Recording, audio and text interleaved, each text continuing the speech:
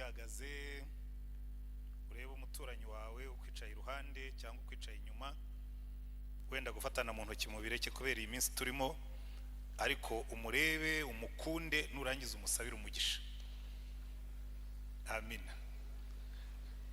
Murebe rwose hanyuma umusabire umugisha. Imigisha yose ushobora gutekereza uyimuvugeho kandi wizere ko imuzaho, ntiwihugireho. Ibyifuzo byawe nawe bishyiremo, ubwo ngubwo Imana irabireba irabizi hanyuma iragusubiza. Reka rero dusenga Imana. Turagushimye Mana yacu, waduhaye isezerano uratubwira ngo ababiri cyangwa batatu nibaterana mu izina ryawe nawe uzaba uri hagati yabo. Nubwo tutakubonesha amaso ariko turabizi uri aha ngaha. Kubw'imbaraga z'Umwuka wera turasenga ugendagende hagati muri twebwe, witegereze buri muntu wese uri aha ngaha kandi umusubize mu kwifuza kwe. Reka uwaje arwaye, afite ibimubabaje mu mubiri, afite ibimunanije, yumva afite intege nke, imbaraga zawe zimanukire kumukoraho kandi imbaraga zawe zikiza abarwayi bose bari muri twebwe. Mu izina rya Mwami wacu Yesu Kristo turasenga ngo umuntu wese waje hano acitse intege, afite ibibazo bimugoye, afite ibibazo bimuremereye, Mwami Yesu waravuze ngo abarushye n'abaremerewe bajye baza bagusange, nawe urabaruhura, uruhura imitima y'abantu bawe, ubasubiza amahoro utanga, imbaraga zawe zikorere muri bo. Kandi mu izina rya Mwami wacu Yesu Kristo urabizi iyo duteranye dutya ntabwo twese tuba dukijijwe, ntabwo twese tuba twejejwe, ntabwo twese tuba tugutunganiye. Waratubwiye ngo Umwuka wera naza ngo azagendagenda hagati muri twebwe, ngo niwe uzemeza abantu iby'ibyaha n'iby'urubanza. Umwuka wera turagusabye, genda hagati muri twebwe, wemeze buri muntu wese waje hano, ukiremerewe n'ibyaha, uremerewe n'ubusinzi, uremerewe n'ubusambanyi, uremerewe n'umujinya, uremerewe n'amashyari n'ibyaha by'uburyo bwose, imbaraga zawe zimanukire kumwemeza ibyaha bye kugira ngo ashobore guhinduka. Kandi turasenze Mana, waratubwiye ngo Umwuka wera naza tuzahabwa imbaraga dushobore kuguhamya. Reka imbaraga zawe zimanukire gufata buri muntu kugira ngo nidusohoka aha ngaha tubagaho guhamya ko watugiriye neza.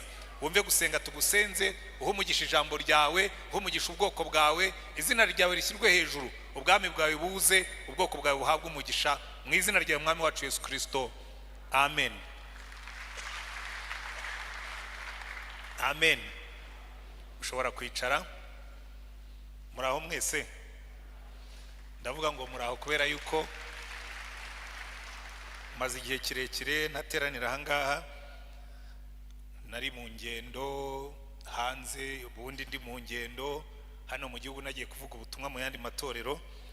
Ni umunezero iteka ryose rero iyo ngorutse ku gatuti k'Iremera. Urabizi,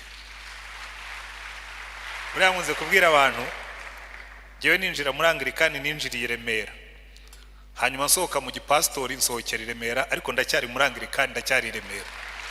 Amen. Kuko kuva muri 1990 nari umukristo wa hano, nshinzwe ivugabutumwa, igeze no kuba mukuru w'abakristo, ariko benshi mwari mutaraza. Ni kera, byari abantu bazamani nyine, kera. Hanyuma mvi Remera, njya Kabuga, njya katedrali, hanyuma isi iraturuna ngaruka i Remera. Rero ho sinzigira ngo nzahava ngiye mu ijuru, Imana niyibizi. Amen. Ni umunezero mwinshi rero kongera kugaruka hano, kandi n'ubundi turacyari kumwe. Uyu munsi turasoza urutonde rw'inyigisho twari dufite ruvuga ku isura y'umukristo nyakuri, portrait of a true Christian, isura y'umukristo nyakuri. Ngira ngo hari ibintu bigera kuri 6 byamaze kwigwaho. Cyambere nuko umukristo nyakuri agomba kuba umuntu ubaho kubwo kwizera, kuko Bibiliya tubwira ngo twizeza imitima yacu ko Kristo yazutse mu bapfuye, tukatuza akanwa kacu tugakizwa. Aho niho byose bitangirira, kuko utarizeye. Nkunze kubwira abantu nk'aba, ni ikibazo dufite abakristo benshi binjiriye mu muryango utariwo. Mujye mumbabarira kubibabwira, ni ukubafasha.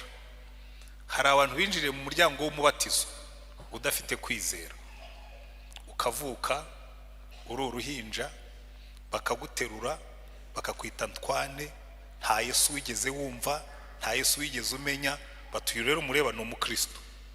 Ubyemere cyangwa we kubyemera uwo muryango siwo, kuko ubundi Yesu yaravuze ngo uzizera akabatizwa kwizera nibyo bibanza. Uriya w'inyambabarira abantu babishingiza barazana tukabaza ngo wizereye uyu mwana. Umuntu yananiwe kwizerera none agiye kwizerera undi. Ni akazi kanyu. Abazi uko banki zikora, iyo wishingiye umuntu ntiyishyure uwo mwenda niwo wubazwa. Muzamureba bazabazwa imyenda mu ijuru, muzamuri benshi. Ariko ibyo nendaga kubabwira si icyo. Umukristo intambwe ya mbere, umukristo nyakuri atangirira mu kwizera Kristo nk'umucunguzi n'umwami we. Nshatse nahera aho ngaho nkababaza ngo wizeye Kristo nk'umucunguzi wawe, ese mu buzima bwawe umwumvira buri munsi nk'umwami wawe muri byose? Kuko aho ni ikibazo kinini gikomeye kinari. Umwizera nk'umwami wawe, nk'umucunguzi wawe, ukamwumvira nk'umwami wawe muri byose kandi buri munsi. Ushatse nagarukira aha ngaha nkabwira ntabatarizera Kristo nk'umucunguzi n'umwami, muhaguruke mbanze mbasengere mbone gukomeza. Kuko mushobora kuba muduherekeje ariko mutazinjira. Iki mujye mureka umuntu akibabwire, kuko niba utarakira Kristo nk'umucunguzi n'umwami wawe, ubwo uri umunyedini ariko nturi umukristo. Uri umwangilikani, ntabwo ibyo nabikugisha impaka kuko mu bitabo uranditse, cyangwa uri umushyitsi wo mu rindi torero wasengeye hano ariko utarakora kiriya cya mbere ngo wizere Kristo n'umutima wawe ubyatuza akanwa kawe, nturaba umukristo. Cya kabiri twabonye ni uko umukristo nyakuri abaho mu busabane na Kristo, kubaho ucometse muri Yesu. Kuko buriya niyo waba warizeye Kristo nk'umucunguzi n'umwami ariko ukamuba kure, ukamukurikira arenga uhinguka, amaherezo uzamwihakana. Mujye mwibuka Petero yakurikiye Yesu arenga ahinguka, aragenda yota umuriro w'abanyamahanga, hanyuma baramubwira ati ariko wowe harya nturi umurokore? Ati ariko murumva, ati nyine insengero i Remera, ati ariko biriya bintu by'ubusasi jyewe simbikabyemo cyane. Murabizi kandi abantu benshi nuko bameze, bakurikira Yesu barenga bahinguka, hanyuma wagera ahantu abantu bakotse umuriro wo hanze. Ariko biriya bintu jyewe nyine ati burya nawe ujye gusenga. Turumva nyine ati ku cyumweru iyo nta kintu cyabaye, ati njya guterana n'abandi kuko ubundi ndi umuporoso, ati wacu batumenyerije kuva turi batoya kujya mu rusengero. Wagiye mwari mwabona ko kenshi ariko bigenda abantu iyo bakokeje umuriro. Nyamunda guha abantu ubuhamya. Hari umuntu twakoranaga kera, kandi aho twakoraga byasabaga ko ugomba kuba uri umurokore wa vrai, utangirwa ubuhamya n'abantu benshi. Noneho haza kujya ahantu bari mu nama y'ubukwe, hari abantu b'abanyacyubahiro bakomeye b'abafandi n'abandi, baramundi bati ikintu cy'ikigabo nk'iki ngiki kidafata ku kayoga ubu kigira ijambo. Baba baramushyuhije, atenda seriveri mpereza mitsiga aho ngaho, aba arayikubise. Hari amatorero amwe namwe babanyohereje ripoti bati hari umukozi wanyu kandi n'umukristo wacu twahagaritse, bamusanze anywa inzoga. Ndamuhamagara nabaze wanyoye inzoga. Ati wumva nyine, ati nari nicaranye n'abantu bubashywe. Urumva rero wicaranye na fandi, wicaranye na executive, nawe wabaye umugabo, baravuga ati burya pe nawe utoya. Ati nyine urumva, ati ni bya bindi nyine tu atereka aho dukora barabidusaba, ati tenda seriveri mpereze, abarari kubisa mukubita ngahe.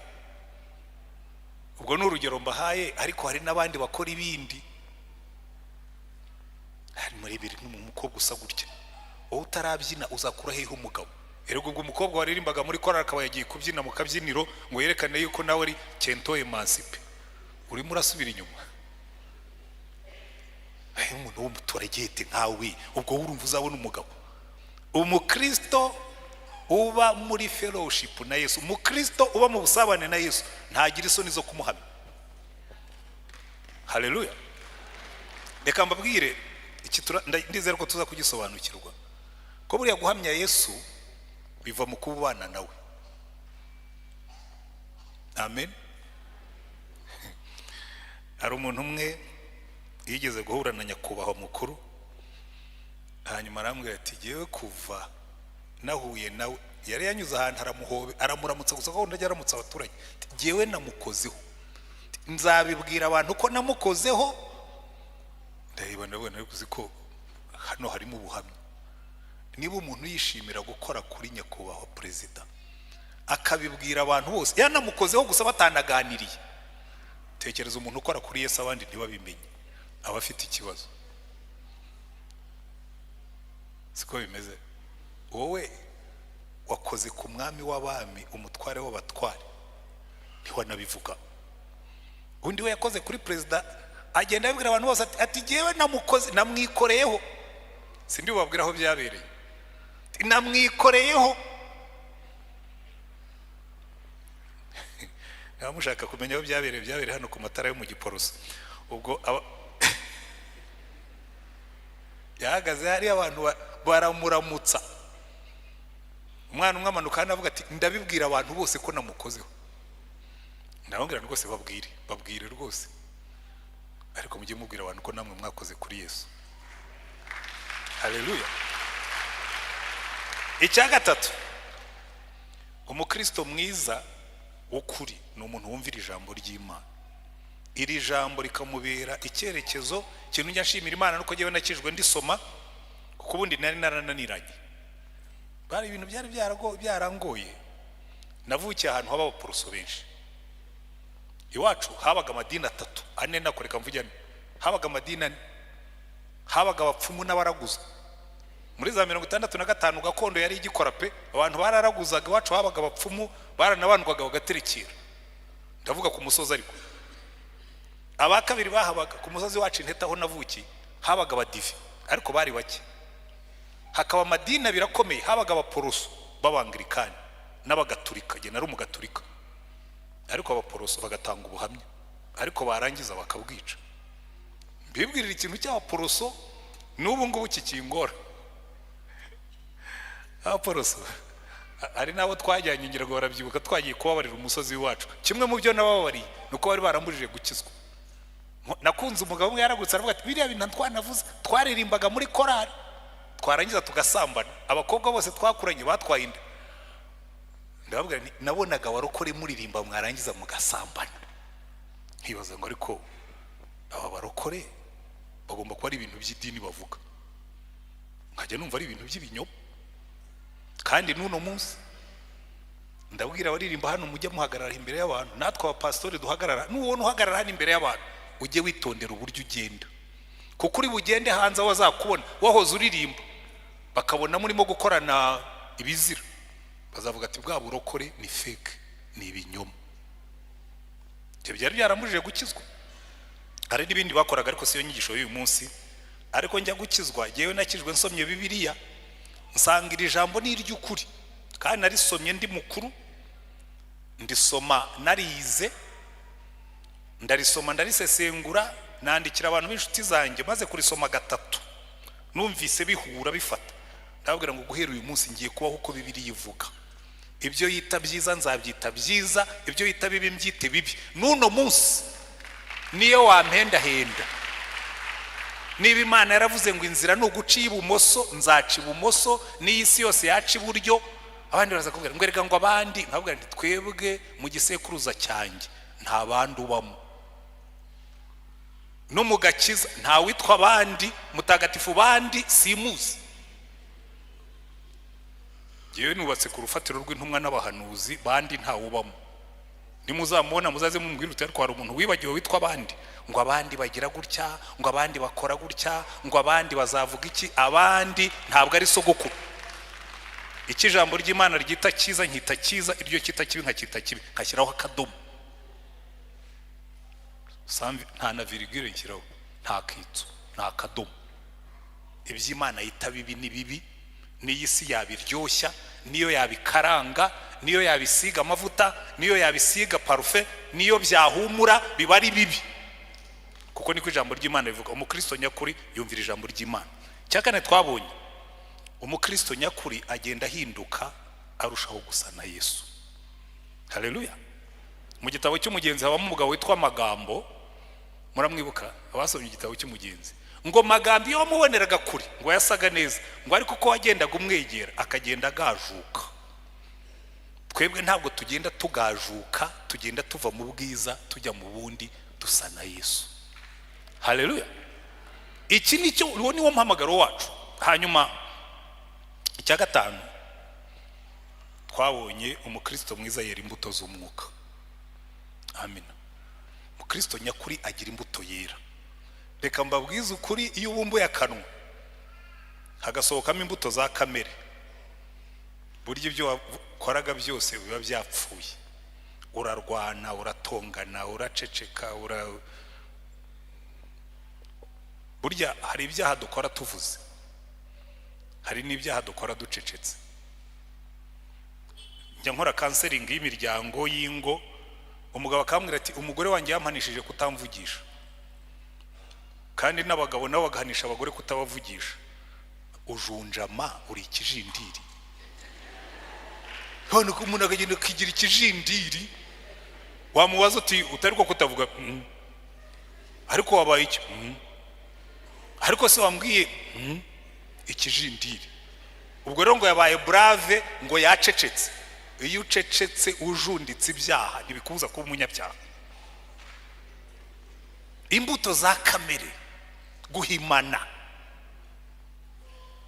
Ariko umukristo mwiza yera imbuto z'umwuka.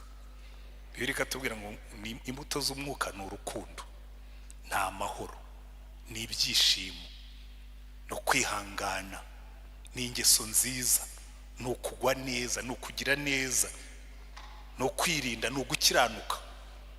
Ukajya ugenda abantu bakavuga ngo uriya muntu iyo muri hamwe niyo ibintu byakomeye wagarura ibyiringiro. Ubwo ni ubuhamya bw'umukristo nyakuri.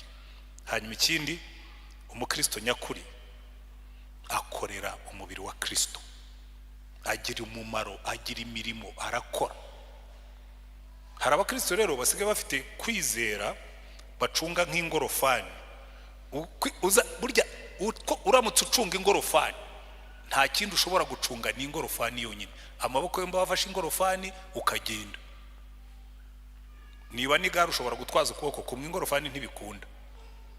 Hari abantu bafite agakiza kameze gatyo, kagegegewe nyine, yirebaho, niyo asenga arisengera, agasengera inkoko ze, agasengera injangwe ye, agasengera imbwa ye, agasengera uruzitiro rwe, agasengera, yaba ari mwiza agasengera umugore we n'abana, kuko abo nabo batabashyiramo.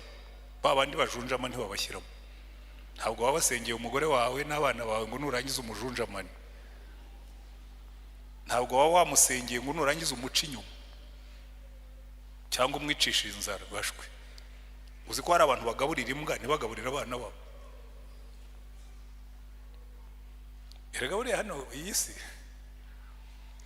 si irimo abakristo batari abarokore, ariko iyo wujuje biriya byose haba hasigaye kimwe, kiranikora. Reka mbabwize ukuri, wujuje biriya bitandatu nta nubwo ukenera icyo tugiye kwiga uyu munsi, guhamya Yesu. Umukristo nyakuri ahamya Yesu. Iyo wujuje biriya ntabwo ukenera guhamya Yesu. Ubuzima bwawe ubwabwo buba ari ubuhamya. Haleluya. Ubuzima bwawe ubwabwo buba ari ubuhamya iyo wujuje biriya bitandatu. Ukaba ufite kwizera, warizeye Kristo nk'umucunguzi n'umwami wawe, agatura muri wowe, ukagenda ugendana na Yesu.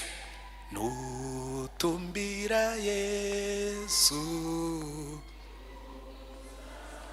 bose bazamenya, bose bazamenya kubana, bare kubugome, bare kubugome, bitabe Yesu. Yumva, ubwo ni ubuhamya. Iyo utumbiriye Yesu ukagendera hafi ya Yesu, abakubonye babona Yesu. Ubuzima bwawe ubwabwo buhinduka ubuhamya. Niba abantu batarimo kubona Yesu nuko tutagendana nawe. Niba abantu batarimo kubona Yesu kubera twebwe nuko tutamufite. Ubundi turamutse tugendana na Yesu, abantu babona Yesu, kandi kubera ko babonye Yesu bahinduka. Haleluya. Hari umuntu ujya kubona akifuza gusa nawe. Hari umuntu ujya kubona akifuza kuza aho uri. Hari umuntu ujya kubona akifuza guhinduka nkawe, akavuga ngo ariko ngo icyampa nkamera nka kanaka. Ariko reka mbabwire, buriya hari inzego zitoza abantu babo neza. Hari urwego rukomeye rukora akazi karuhije ariko abantu bakunda, igisirikare. Ntabwo ndumva umusirikare, umva niba hari ubuzima bugoye barara amajoro, njya mbanyuraho imvura irimo kubanyagira, njya mbanyuraho bari muri Nyungwe imbeho ingana ari ubutita, ukabona umusirikare arahagaze pe aremye. Ntabwo ndumva abwira abandi ngo mwabasore n'inkumi mwe ntimuzajye mu gisirikare, ahubwo baramutuma akaza akajya muri za segonderi akavuga ati niba hari umwuga mwiza ubaho ni ukujya mu gisirikare. Naho twebwe muzarebe, iyo uvuganye n'urubyiruko uri umupasitori ntabwo bakijyamo. Waje kutwigisha tugiye kujya mu gipasitori, umwe yaratubwiye ati rero muzi bazabatuma, muzahora mwibuka, muzabongana karago kandi muzahembwa make. Ndamanika cyari ibyo ntajya nkunda. Nabaze nyakubahwa Cidikoni, waje kutwirukana cyangwa waje kudukurura? Ntabwo ari gutyo umuntu yemeza abantu kujya mu kintu. Ikintu uragifasha ukivuze nawe uragikeresheje uracyangije ngo nkijyemo. Nakigiyemo kuko Yesu yampamagaye, ariko ubundi wewe wari wanyirukanye. Ngo aha ngo urashukwa n'iriya modoka ugendamo. We ntiyabyemeraga ko umuntu ashobora kuba excited kujya kuba pastor. Ariko reka mbabwire ikintu kimwe, hari urwego ukorera ukumva ufite ishema ry'uko urukorera. Buriya gukoresha izo ngero ntabwo ari ugusuzugura. Uzarebe umusirikare yagenda mu muhanda, niyo yaba ari rikuru tudafite n'agapeti, ubona afite akantu k'agashema, arakandagira ukabona ni umusirikare yambaye uniform. Umukirina wo muri State House ni urugero, aje ntakubwire ko ari cleaner, ukamubaza dukora hehe, Office of the President, uhita umwubaha. Atakubwiye ko ari cleaner ukamubaza ngo ukora hehe, ngo jewe ngo nkora muri Presidence, uhita wumva agomba kuba ari umuntu ubashywe. Siko bimeze?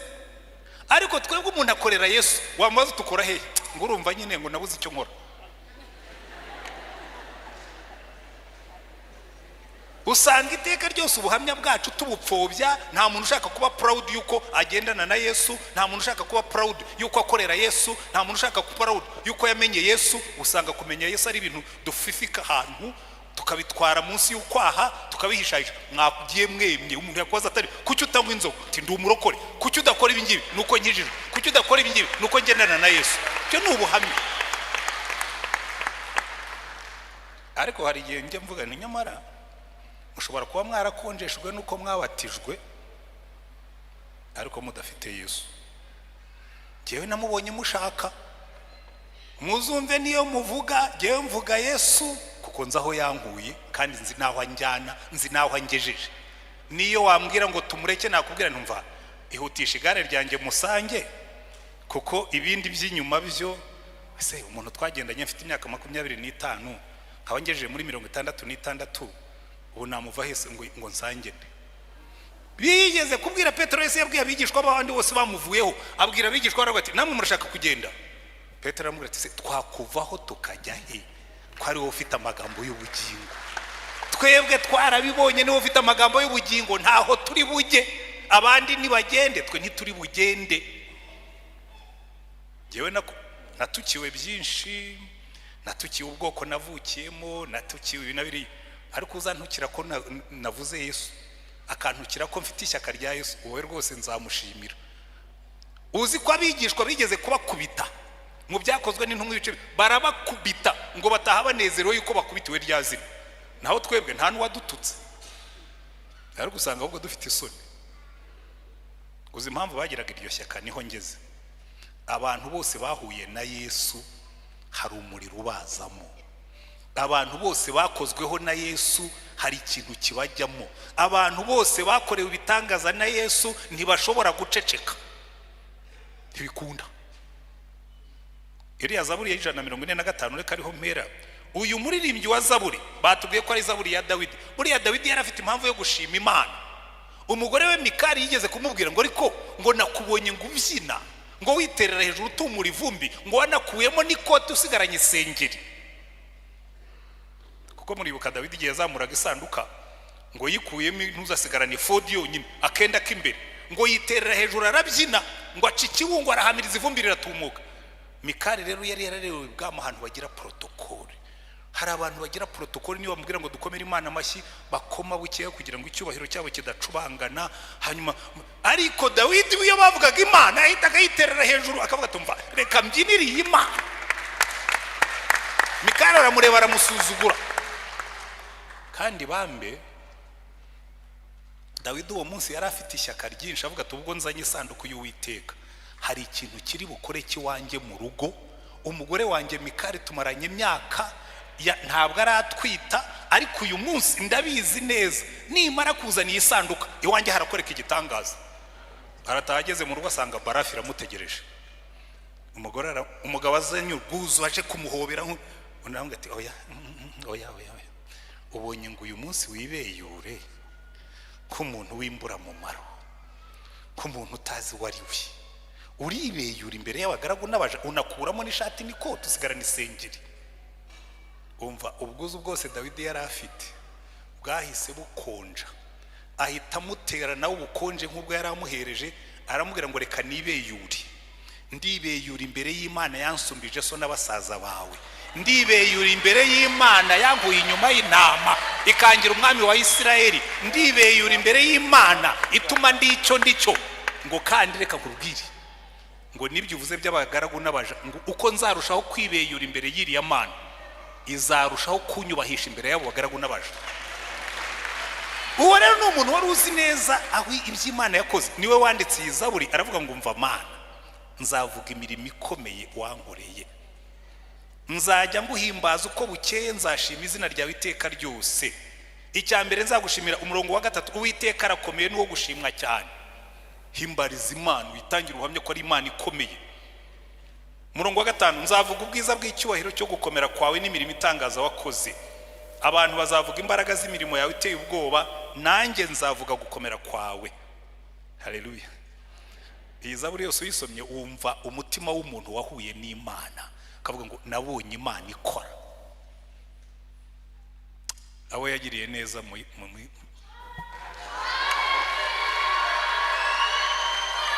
kuko abantu be ariko buriya hari ubwoko njya ntangarira bwitwa Abanyarwanda. Abanyarwanda muri abantu batangaje. Umva abicaye ahangaha icyakora bambe musigare mwe benshi abitakoreye ibitangaza kuko abantu bavutse nyuma ya 94 nibo basigaye ari benshi. Ukuntu musigaye muri benshi niyo mpamvu mwiheba, niyo mpamvu murimo kwiyahura, niyo mpamvu murimo kwicisha inzoga. Ntabwo mwabonye Yesu. Ariko bambe n'abababyaye baje imbere yanyu ndabatangarira. Ntangarira umusirikare warwanye intambara akava ku mupaka wa Uganda akamanuka akagera ku mupaka w'u Burundi agatambuka akagera ku wa Kongo akambuka akajya hakurya akagaruka akaba akiri muzima ntashima Imana. Ntabwo azi kureba ngo abone imirimo ikomeye y'Imana yakoze. Ntangazwa n'umuntu wari mu Rwanda ntimumbwire iby'abahutu n'abatutsi. Ntangazwa n'umuntu wari mu Rwanda hagati ya 90 na 94 jenoside ikaba bombe zikagwa amasasa akavugiriza akarokoka. Utararokotse jenoside yakorewe abatutsi yarokotse intambara ariko akaba yicaye atarabonye imirimo ikomeye y'Imana. Ndavuga ntuyu muntu agomba kuba ari impumyi. Nigeze kuganira n'umugore umwe w'inzobe mumbabarira amagambo ndimo kuvuga babandi bavuga ngo typique mututsikazi w'inzobe muri wa undi udashobora kwihisha. Ubwo ni u Rwanda rwa kera ariko uretse ko n'urwo rutarakira neza namwe muracyabifite mu mitima nuko amategeko ababuza kubigaragaza. Araza yarahunze ava hano aca za Nzove atungukaza iyo nzira murayizi abahunze baciye iriya ya za Ruhengeri na Gisenyi bakamanuka bakagera Goma. Yamanutse iyo nzira yose aragenda ageze kuri Mahoko intera hamwe ziramufata zimushyira uwicaga. Aramwitegereza aramureba hamagara bene wabo arabwira ngo uyu mugore ni mu muherekeze mu mugezi Goma nigiye ubitegetse. Ngo umugore usa gutya wavuye i Kigali akarenga ziriya nzira zose akarenga Ruhengeri akaba ageze hano. Uyu mugore agomba kuba afite ikindi kimurinze ni muherekeze azagwe ku bandi ko mugoma amashyi inkuru itararangira. Umugore yamaze kumubwo uhamye rero mazima urakizwa atoye. Ndamubwira ndeka nkubwire no mu muriro satani ntazemera kukwakira. Ntabwo urakizwa.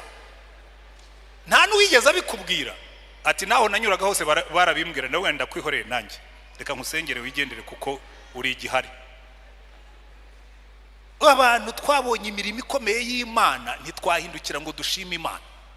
Murwaye iki ariko?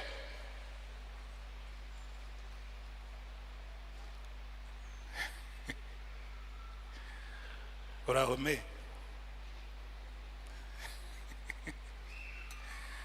Buriya hari ibintu njya mbwira abantu babwira njyewe ndatangara cyane.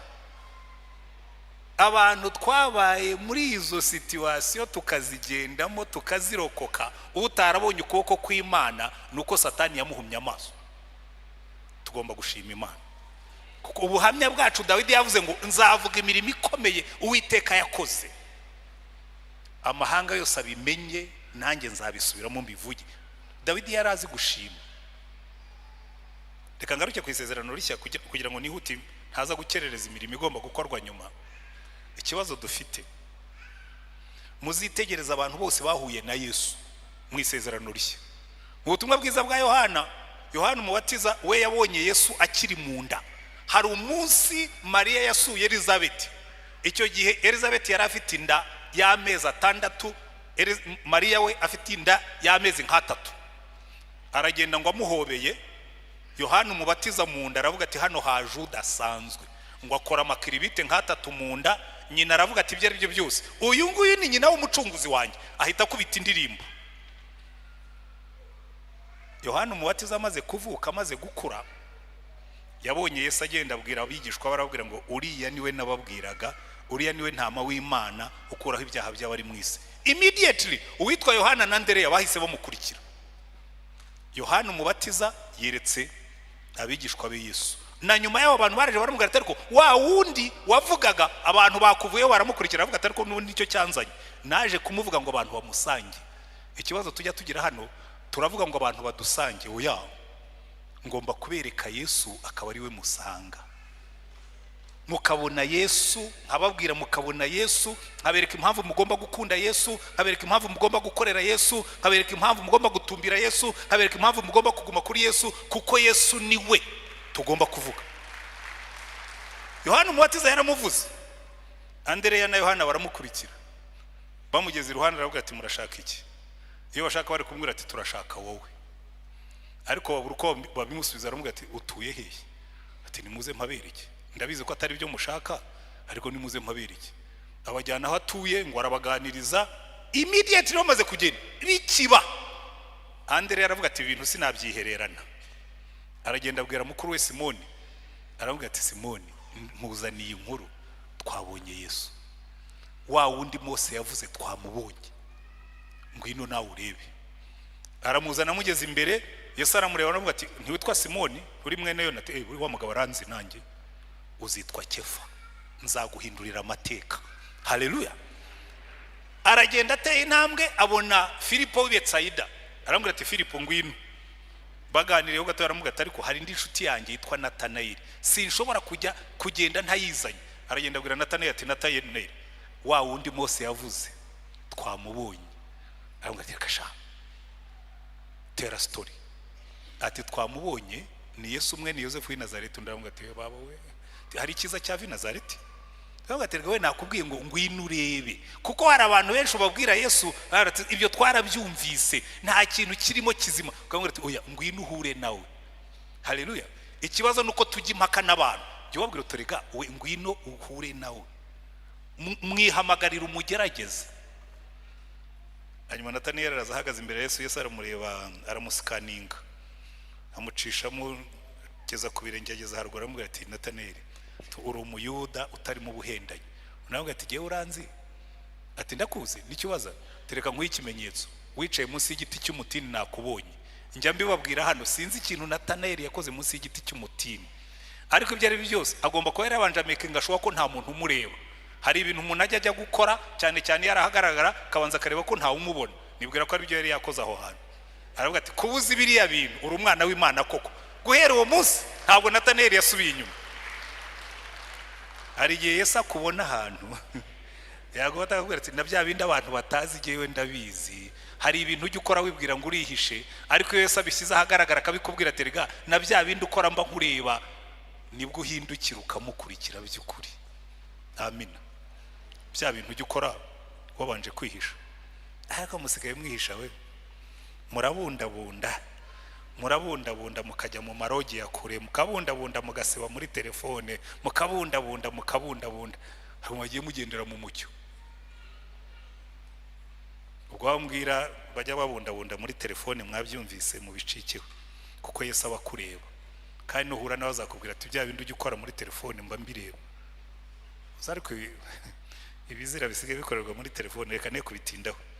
Ababikora barabizi cyangwa ababizi barabizi, abatabizi muzabyirinde. Amina. Abuhura na Yesu. Buriya Yohana yabyanditseho neza cyane mu gice cya 4. Abona umugore w'umusamariyakazi aje kuvoma ku manywa y'ihangu. Yesu aramwitegereza, za amateka ye yose arayarondora. Amugeze iruhande ati madame, wampaye amazi yo kunywa? Ndaramubwira tuzi ikibazo, wibagiwe ko uri umuyuda nkaba ndi umusamariyakazi, wibagiwe ko mutunena? Yesu aramubwira ati rega iyo siyo business yanjye kunena, ahubwo nibyo naje gukuraho. Niba wari uzi urimo kukuvugisha wansaba nkaguha amazi, kuko jyewe mpaye amazi niyo ngira kugira inyota. Umugore ati ye uwampaye amazi nkahangana n'abagore bo kuri uyu musozi noneho ntaza kuvoma ku manywa y'ihangu. Aramubwira ati genda ubanze unzanire umugabo wawe uze nyaguye. Aramureba turamubwira tumva jyewe nta mugabo mfite. Yesu aramubwira tuvuze ukuri, nakwitegereje amateka yawe kuva mu bwana ukiri no mu nda nari inkuzi. Wagize abagabo 5 batari abawe, n'uwo ufite uyu munsi si uwawe. Umugore aravuga ati sawa, diri yanjye irapfuye, nabibonye uri umuhanuzi wandondoye wamenye. Cyo nkundira Imana, iraturondora ikatumenya kandi igakomeza ikadukunda. Imana ndondora umenye ibyo nkora byose, werekane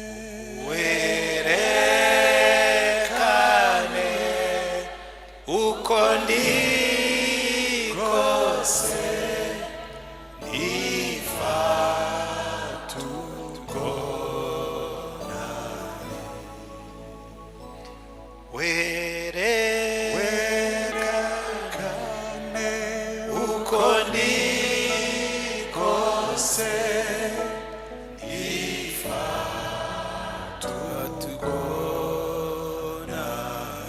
uyu mugore yabonye Yesu yamumenye, aravuga ati nibyo nari narahishe, uyu mugabo arabizi, ariko ntibyamubuje kunkunda no kumpa agaciro. Uwo niwe Yesu tuvuga. Arangira aravuga tumva nabibonye uri umuhanuzi, mwe musengera Yerusalemu, twe dusengera Gerizimu. Yesu aramubwira ati by'idini bishyire ku ruhande, igihe kirageze ngo basenga Imana bayisengere mu kuri no mu mwuka. Aramubwira ati rega ibyo nabyo ndi informed, ndabizi, Mesiya naza niwe uzabidusobanurira. Aramubwira ati uwo Mesiya uvuga ni jyewe. Umugore ati ye, jyewe ndimo ndavugana na Mesiya? Uyu mugabo wampaye agaciro, ubundi kuvugisha umugore ku karubanda, yamaze no kumenya uwo ndiwe, aremera arahagarara aramvugisha, kandi ambwiye ko ari Mesiya. Ati ndatashye, uyu munsi abiwacu baramenya ko nahuye na Mesiya. Aragenda abwira abo ku musozi ati nimuze mbereke, nimuze mumurebe, nahuye na Mesiya. Batumva rero yagize abagabo 5 bemewe n'amategeko, yatwaye uwa nyiranaka sinzi kuko ntibaduha izina rye, yabonye uwa 7. Arabwira toya, uyu ni umugabo utandukanye n'abandi, ukubwira ibyo yakoze byose agakomeza akagukunda, muze murebe ko atari Mesiya. Baravuga ati ariko mureke tujye kureba. Baragenda ngo bagezeyo baramwumva, baravuga ati ariko hari n'abandi twasize ku musozi, ngwino tujyane nabo bakumve. Baranyura baravuga ati madame, wakoze kutubwira ibya Mesiya, natwe noneho twamwiboneye, twasanze ari we. Haleluya, umusozi wose urakizwa. Icyo ni Imana idushakaho. Reka nangirize ku rundi rugero rumwe hanyuma dusoze. Umuntu w'impumyi muri Yohana ibice 9 yavutse ari impumyi ya buri utarigeze areba, ariko aza guhura na Yesu amukora ku maso arahumuka. Abantu baravuga ati uyu ni wa mugabo w'impumyi wahumutse? Batoya nundi usa nawe. Aravuga atoya ni jewe. Abafarisayo n'abanditsi baravuga ati mutumiza ababyeyi. Ababyeyi baraza baravuga ati uyu mwana ni wa mwana wanyu? Bati ibyo avuga ni ukuri yavutse ari impumyi? Bati ninde wamuhumuye? Ababyeyi baravuga ati niduhamya bya Yesu karatubaho. Icyo tuzi ni kimwe, ni umwana wacu. Icyo tuzi ikindi ni uko yavutse ari impumyi. Icyo tuzi ikindi ni uko yakuze ari impumyi. Uwamuhumuye ntimubitubaze, ni mukuru mumwibarize. Bamuhamagara bavuga ati umva sinzi ibyo murimo, icyo nzi ni kimwe, navutse ndi impumyi. Icyo nzi ni kimwe, sinabonaga. Icyo nzi ikindi ubu ndareba. Bativuga ko uwo muntu waguhumuye ku isabato ari umunyabyaha. Aravuga ati iby'ubunyabyaha bwe ntibindewe. Icyo nzi ni kimwe, nari impumyi. Icyo nzi ikindi ni uko yampumuye. Niba ari umunyabyaha nimwe mubivuze, icyo nzi nge nahumutse. Amen. Kuko iteka ryose tuvuga ibyo Yesu yadukoreye. Kera nigishaga muri universite, hanyuma ngira ibyago bankurayo, ariko ngira Imana ndakizwa kubera ko bankuyeyo, kubera ko mu mujinya n'agahinda nagize byatumye mpindukirira Yesu. Nsoma Bibiliya musitaraho ndakizwa, hanyuma ntangira kujya ngenda na Bibiliya. Yesi njya ngira isoni zo gutwara Bibiliya yanjye n'uno munsi. Nkajya ngenda kuri campus ntwaye Bibiliya. Nza guhura n'umwarimu umwe twakoranaga wahakanaga Imana, yanditse n'igitabo kiyihakana. Arambwira ati je usigaye ugenda na Bibiliya? Nti cyane. Na nyuma yo kuko nanditse ibitabo bibiri bihakana biriya bintu murimo, ntabwo nanabitanzeho na conference nk'inshuro 3. Ntacyo byakubwiye habe na gito. Ntabwo ndimo ndebeza abantu yuko wababeshye. Ndavuga neka nkwereke, genda ushakire nibura umuntu umwe wasomye biriya bitabo byawe, yari umusinzi akava ku nzoga, yari umusambanyi akava mu busambanyi, yari umujura akabireka. Jewe ndahagarara ndi jyenyine nkubwire yuko nari nihebye Yesu arankiza kubera iki gitabo. Arambwira ngo guzanye bya bindi by'ubuhamya rero ngo bira ntabwo ari intellectuel. Ndamubwira nti sawa, ushobora kuzana intellectuel ukazana ibitekerezo nkabijya impaka, ariko ntuzigera ujya impaka ku buhamya bwanjye. Iyo umuntu yahindutse ntawe ubijya impaka. Uriya muntu wari impumyi aravuga ati ibyo mujya impaka byose hari ikintu kimwe nzi, nari impumyi none ndareba, mwikomereze impaka zanyu. Haleluya. Jewe icyo nzi ni kimwe, nari umunyabyaha kandi nihebye, Yesu arankiza. Ibindi bisigaye mwikomereze impaka zanyu, kuko ntawe ujya impaka n'ubuhamya. Niyo mpamvu umukristo mwiza agomba guhamya Yesu. Yohana yaranditse mu rwandiko rwa mbere igice cya mbere, aravuga ngo uwo twabonye, uwo twakozeho, uwo twiyumviye niwe tubabwira. Ngo kandi impamvu tumubabwira ngo ni ukugira ngo umunezero wanyu namwe ube wuzuye. Bene data, niba warabonye umunezero w'agakiza, ukaba warasogongeye ukamenya ko Yesu agira neza, duturanye n'urubyiruko rurimo kwiyahuza inzoga, duturanye n'urubyiruko rurimo kwiyahuza ubusambanyi, mwe muraririmba mu rusengero, mwarangiza abantu bakarimbuka cyangwa namwe mukanarimbuka. Kwereka ko buririmba ntibivuga ko ukijijwe. Kuburirimba ntibivuga ko ukijijwe. Kuburirimba ntibivuga ko ukijijwe. Mwisuzume. Ariko niba unakijwe ukaba utabibwira abandi, uri umugome. Ingo zirasenyuka niza abarokore zagiye. Ejo bundi abantu bambajije ikibazo barambwira ngo ariko ngo abarokore babiri bashobora kudivorce. Ndababwira ntoya, abarokore babiri ntibashobora kudivorce. Ngo none se urugo rwabananiye ntugo ntibabakira abarokore? Urugo rwakunanira rute rurimo Yesu? Yigeze ananirwa ryari? Yigeze arwara ryari? Ko adasinzira, ko adahunikira? Nubona urugo rwasenyutse, swati bombi baba baravuye mu burokore cyangwa umwe muri we yarabivuyemo. Kuko ubundi iyo wumvira ijambo ry'Imana ntushobora kudivorce. Ntibibaho. Iyo wera imbuto z'umwuka subwo wapfa iki n'umugore cyangwa n'umugabo. Iyo ugendana na Yesu se wacaye kugira ngo uhemuke. Ariko ingo zashize. Niba urwawe ari ruzima ukaba utarabwira abaturanyi ko haraho ibyiringiro bibonekera, ubwo nawe uri umugome. Niyo mpamvu Yesu yarangiza aravuga ngo impamvu tubaho ubu buhamya ngo ni ukugira ngo umunezero wacu ube mwinshi n'uwanyu ube mwinshi. Mwarubyiruko mwe mwagiye kumbwirira bariya bihebye, niba mwarabonye Yesu by'ukuri, bariya biyahuza inzoga mukajya kubabwira, bariya biyahura mu busambanyi mukajya kubabwira, bariya biyahuza muri depression, baratubwiye ngo ubu ngubu ngo 60% by'urubyiruko bari muri depression, ngo agahinda gasaze. Mugira agahinda mute kandi twarabonye ukavura? Nimujye kubwira abandi ko Yesu akiza, ko Yesu ahaza, ko Yesu atanga ibyiringiro. Niyo akazi kadahari Yesu arakurinda, akaguherekeza, akakubeshaho. Niyo umugabo yaba ataraza azamugushakira, ariko muhanze mubwira abantu Yesu utanga ibyiringiro. Agahinda gasaza abantu bakagezaho biyahura. Twaramenye Yesu turabagome. Ngewe ibyo namenye nzabibwira abandi, kugira ngo nabo babibwira abandi, kugira ngo nabo umunezero wabo ube mwinshi. Niko Yohana yavuze. Hanyuma turangiza, Yesu aravuga ngo, hari aho twasomye mu byakozwe n'intumwa, aravuga ngo kugira ngo ibyo bishoboke, njya nibaza ibibazo bibiri. Niba twarakijijwe koko tukaba tudahamya Yesu, ntabwo twuzuye umwuka. Kuko Yesu yaravuze ngo muzahabwa imbaraga umwuka wera nabazaho. So dushobora kubona Yesu koko tugakizwa, tukajya ducunga agakiza kacu ko turi abanyantege nke nk'abacunga ingorofani.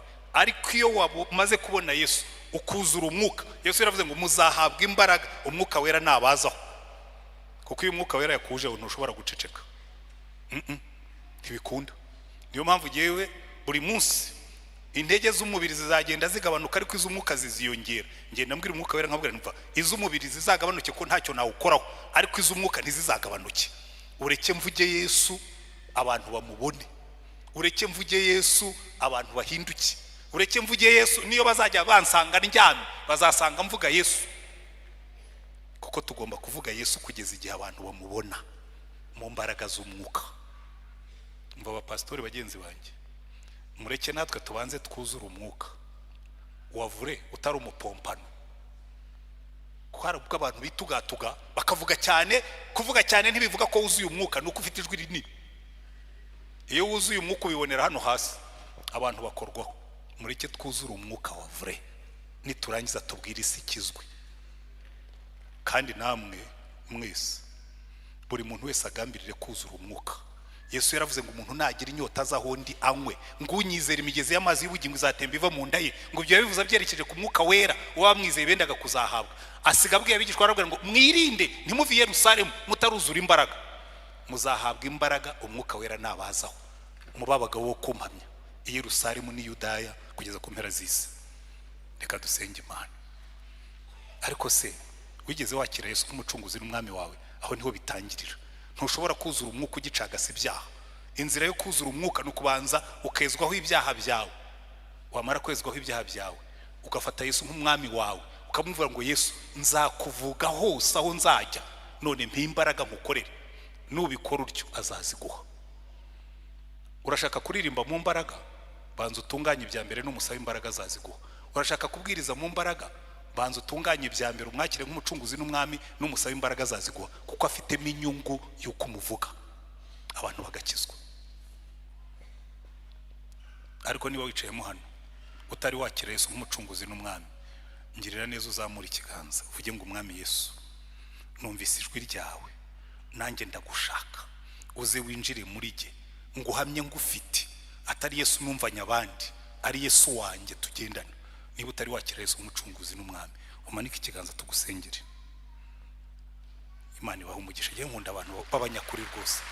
Abantu mvuga bagahita bazamura ikiganza amenya ngo babikoze babyemeye.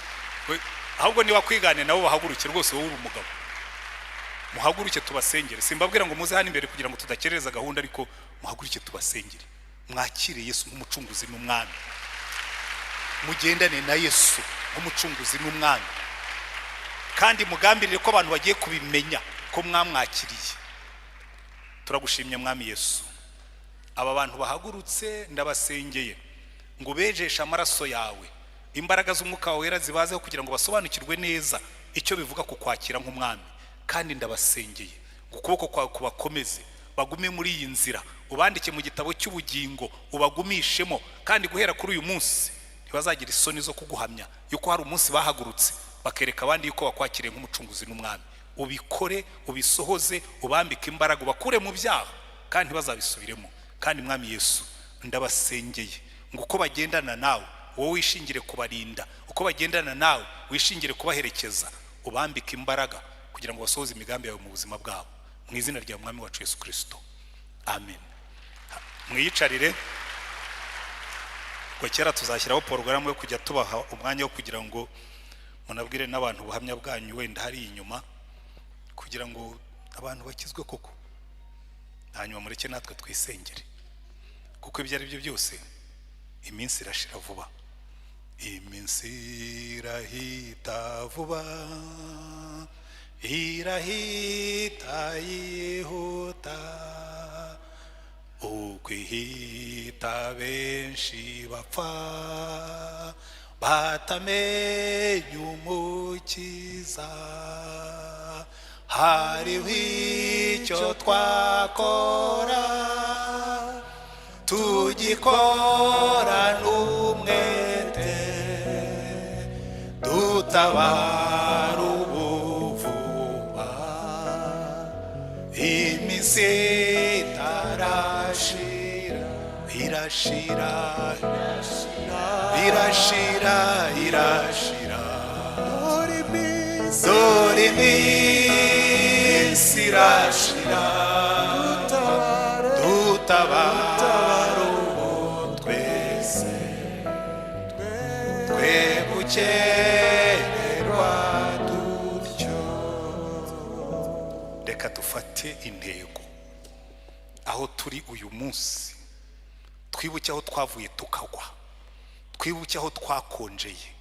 Hari abantu mukiri abasore mwagiraga ziri yo kubwiriza urubyiruko, hari abantu twagiraga umwete wo kubwiriza abantu bose batwegereye, ariko ubu twarikarumye, twaratuje. Reka dusubire mu rukundo rwa mbere, dusubire mu mbaraga zacu, tubwirize abantu ubutumwa, imbaraga zize.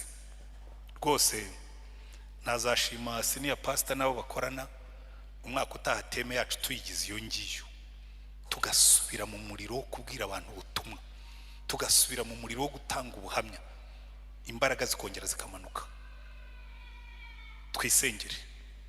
Turagushimye mwami wacu Yesu Kristo, turagusabye uyu munsi twebwe abakwizeye ngo dukure mu bukonje, udukure mu byo twagiyemo turangariyemo, wongere udutere mu mwete wo kuguhamya, wongere udutere mu mwete wo kukuvuga, wongere udutere mu mwete wo gukorana n'abandi kugira ngo abantu bakumenye, wongere udutere mu mwete mwami Imana yacu wo kujyana ubutumwa. Reka imbaraga z'umwuka wera zimanukira aha hantu, uhembure umurimo wawe muri iyi myaka, wongere uhembure Mana. Tujya twibuka ya minsi ya kera, bajya batubwira ngo kera ngo umwuka yigeze kumanuka muri iri torero rya Anglikani, abantu bagenda amatimu babwiriza ubutumwa, aho banyuze abantu bagakizwa. Dukumbuye iyo minsi Mana, reka muri ino minsi izo mbaraga zigaruke, reka izo mbaraga zongere ziboneke, reka ubwo buhamya bwongere bujya hagaragara, imbaraga zawe zikora umurimo muri twebwe. Wumve gusenga dusengeye aha ngaha, imbaraga zawe tuzibone, icyubahiro cyawe tukibone, izina ryawe rishyirwe hejuru, duhesha abantu bose umugisha, mu izina rya mwami wacu Yesu Kristo.